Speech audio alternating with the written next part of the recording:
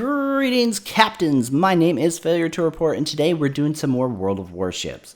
Now, today's video is being done for two different reasons. First and foremost, it's World of Warships' 4-year anniversary, which is mind-boggling to think about because it literally feels like only yesterday that I was taking a break from Star Citizen with a group of friends I'd met playing that game to beta test some random ship game to get our capital ship Slapfest fix in.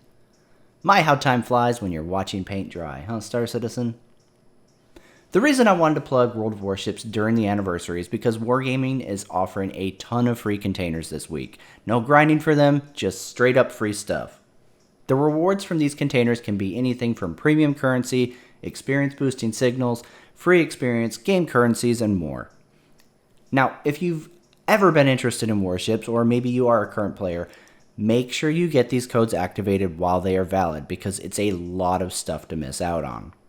If you haven't ever tried playing World of Warships and haven't made an account yet, I'm going to go against my normal grain here and plug my recruiting link. Unlike that one space game forever in development, both parties reaping the rewards versus only the recruiter getting some meh ships for recruiting hundreds of people and the enlistees only getting a worthless 5,000 UEC. Now that we've gotten the anniversary stuff out of the way, I've mentioned before in my first World of Warships video not long ago that I haven't really played much Warships since beta.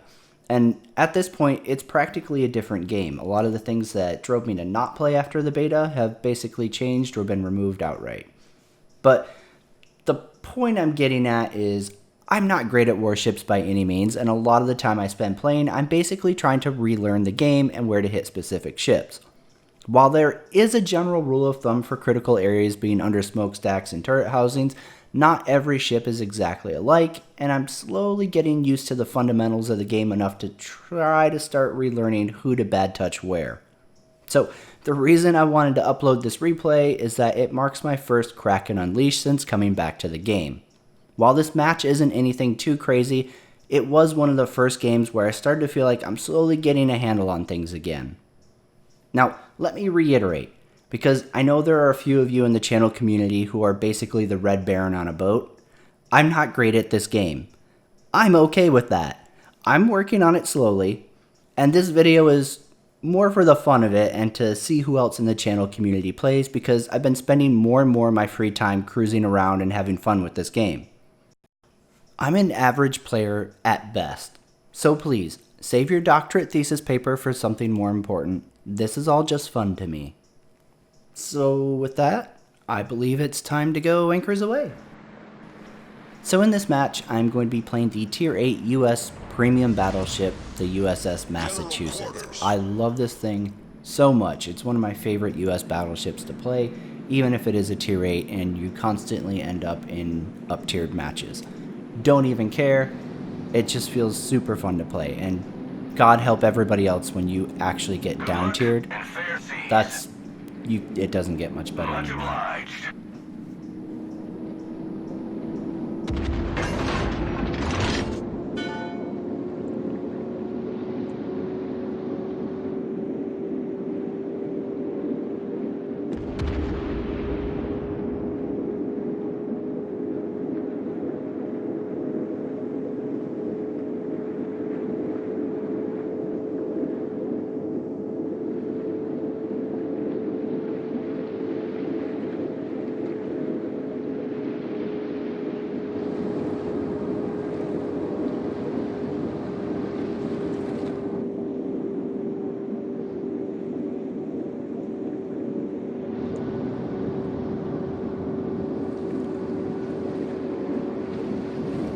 I apologize ahead of time for the camera aids here.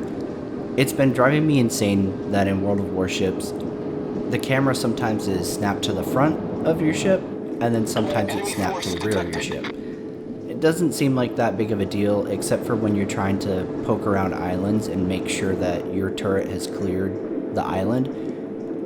A lot of times the camera is snapped to your rear turret, so it looks like you're still obstructed when actually your nose is sticking out and your front guns have a clear shot on the enemy. And I just wish that the game would stay on the front or back of the ship instead of just I can't find the reasoning behind when and why it snaps. So that drove me insane, and I've just kind of been trying to figure out like what exactly triggers it to do what.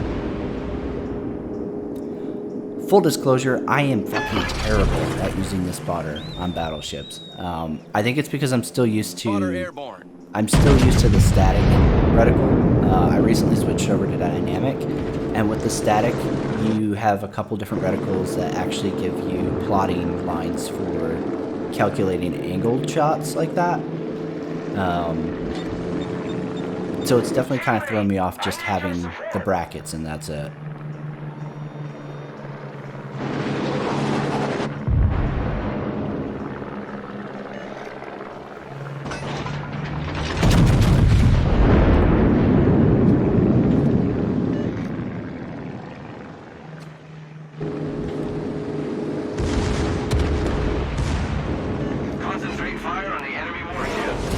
Another reason I really love the Massachusetts is because her secondaries are brutal with manual secondary control. Destroyers who get in near you are in trouble very quickly.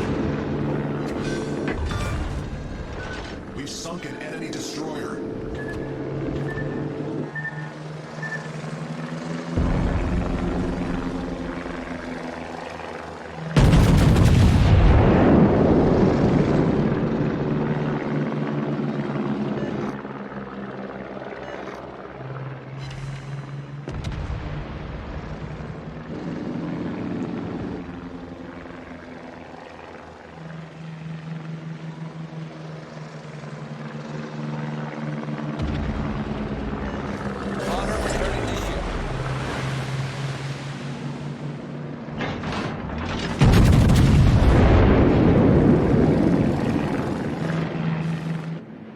Oh yeah, that's the Massachusetts effect right there. When you get a shot where you actually want it and it penetrates, it hurts on the Mass because her guns are very large for her tier. You're penalized with it a little bit in having fewer barrels than a lot of other ships in the tier, and the reload is definitely sometimes. But if you can make your shots count, which sometimes I can pull off and other times I want to bounce my face off the keyboard, but when you make them count, the Massachusetts really slaps the shit out of your enemy.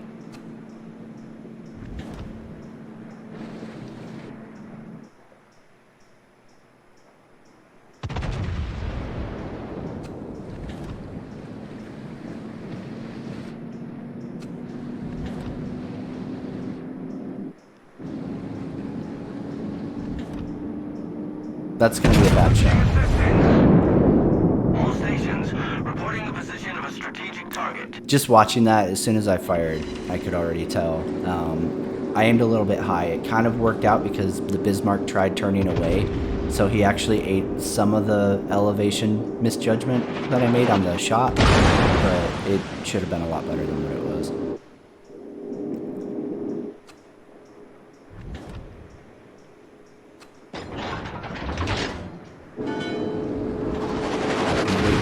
Turn.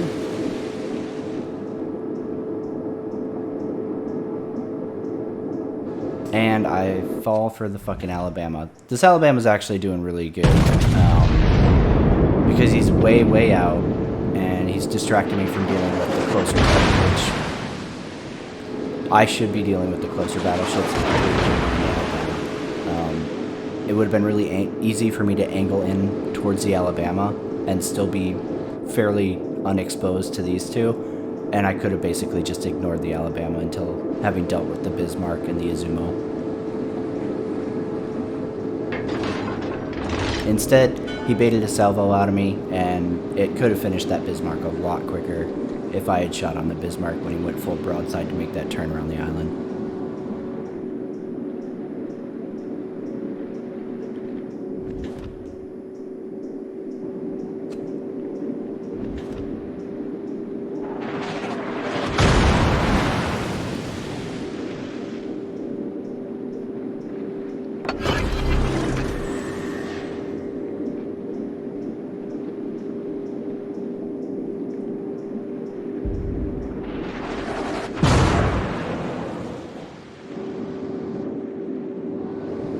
Here you can see I'm like popping the camera back and forth, and it makes a big difference being front line than rear.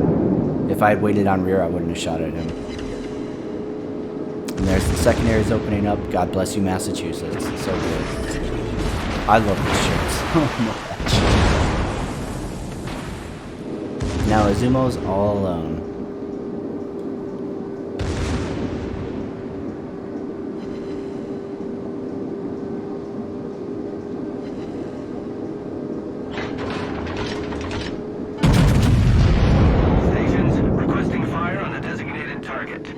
That double citadel. Love it.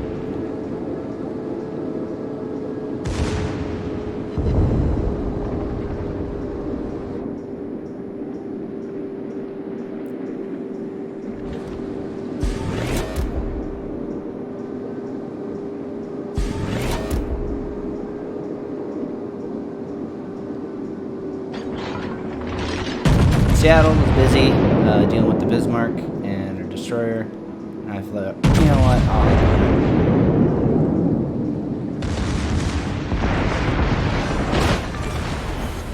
Enemy cruiser sunk.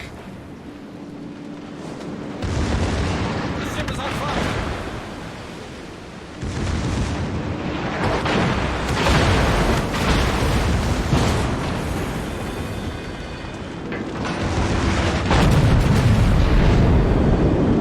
I actually got really lucky with the Izumo because I was very forward at the start of that, and if he hadn't been reloading,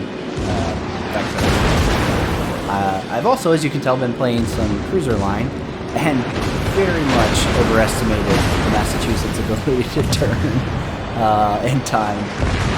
So here I am kissing the island of the fucking dirt. I swear, this never happens to me.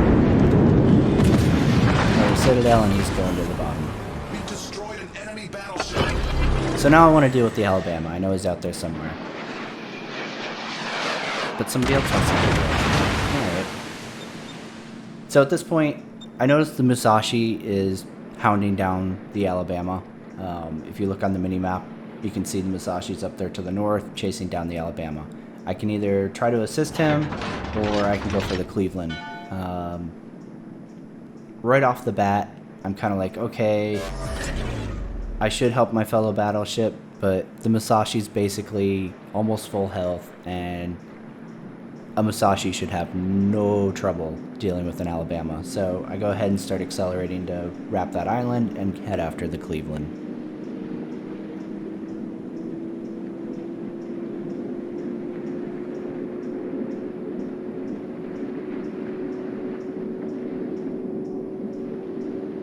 Not to say I wouldn't take pot shots at the Alabama if he popped up.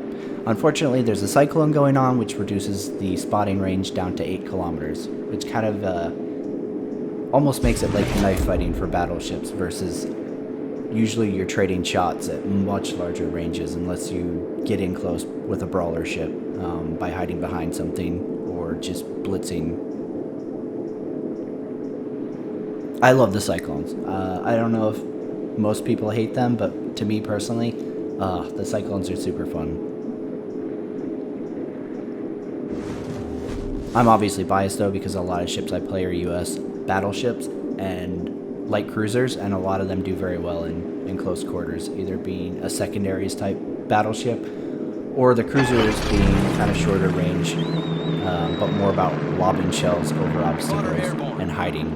So the cyclones are great. I love the cyclones as a primarily US player. Oh, Yoshi. Hello.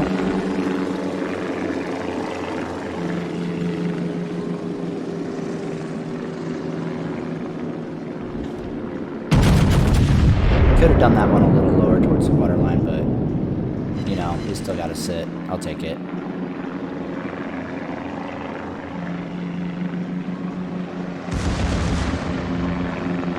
Now, I've never played the Japanese line, so I have no experience with the Yoshino, and I'm really confused at why he was throwing HE at me. Could have just been happened to have it reloaded.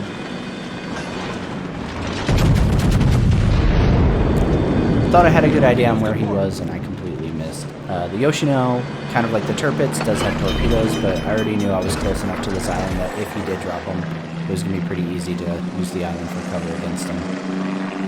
At this point, I noticed that the Musashi is back there as well as a friendly destroyer, so I'm like, let's go ahead and we'll just push forward and let them sort out the Yoshi. Problem solved, sir. Because it's around this time that I noticed the Alabama on the minimap and that he's coming in to try to split these islands. Guessing he tried to take refuge from the Musashi and he was trying to push inward. So we're going to go try to deal with him. Honor returning to ship.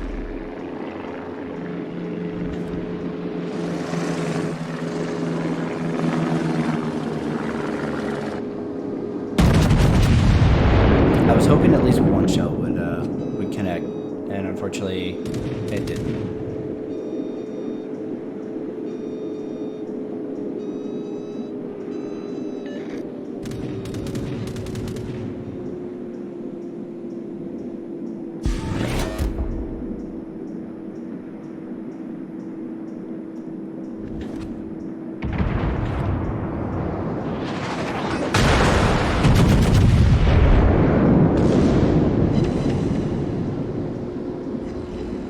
Now, if I was the Alabama, my play here would be to go full burn towards me and try to ram, because if he could ram me, he could take both of us out.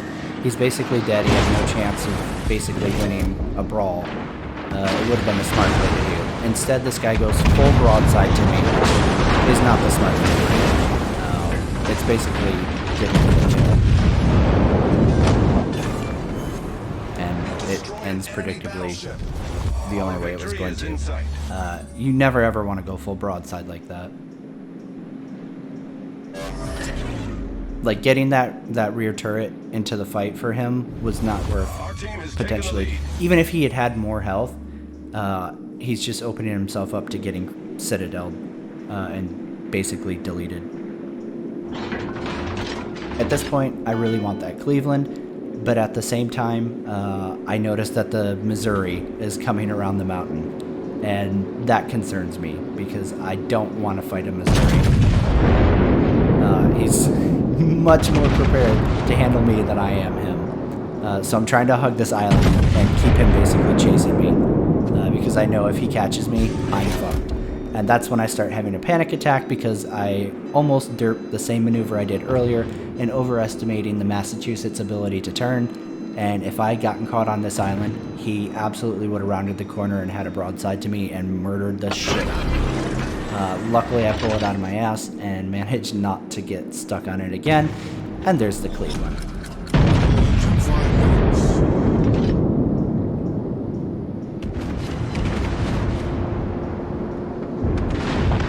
Unfortunately, the Oknavoy, who had been working his ass off the whole match, I wasn't able to get to the Cleveland in time to save him.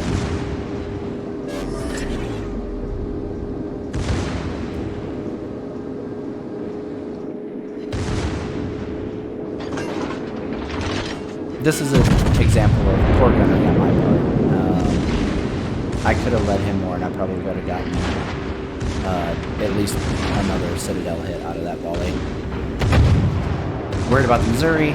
Please God, Missouri, don't get me. At this point, I realized that I'm very close to the Kraken, and I was kind of having a panic attack because I was like, oh God, please don't let that Cleveland come around the mountain and pop me before I get it.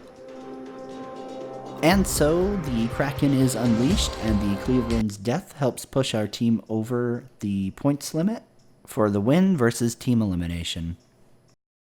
Now, I'd like to take a moment during closing to give a shout out to the teammates I had this match. The Destroyers did an amazing job of managing the objectives and harassing the enemy team. The Musashi handled business well, and this is a classic example of a good team of strangers making a world of a difference in the outcome of the match. There were a lot of shots I could have done better on. I probably could have pushed east a lot sooner. But like I said, it's a learning process with this game. If you're new to World of Warships, it can be really easy to get frustrated because there are a lot of things to learn and master with this game. And I've had my share of moments where I just wanted to Alt F4, but putting the time in to learn and improve really pays off in this game. Even as someone who considers themselves only average, the difference in practicing against AI ships in the training room to learn specific weaknesses, or reading up on different ship capabilities so you know what you're facing off against has made my play sessions much more enjoyable because, let's face it, winning is always more fun. However, that concludes today's video, and again, if you do play or you would like to get into World of Warships, make sure you take advantage of the anniversary code sooner than later, as I have no idea when they expire, and it's a lot of goodies to miss out on. I am Failure to Report, and I'll see you all on the seas.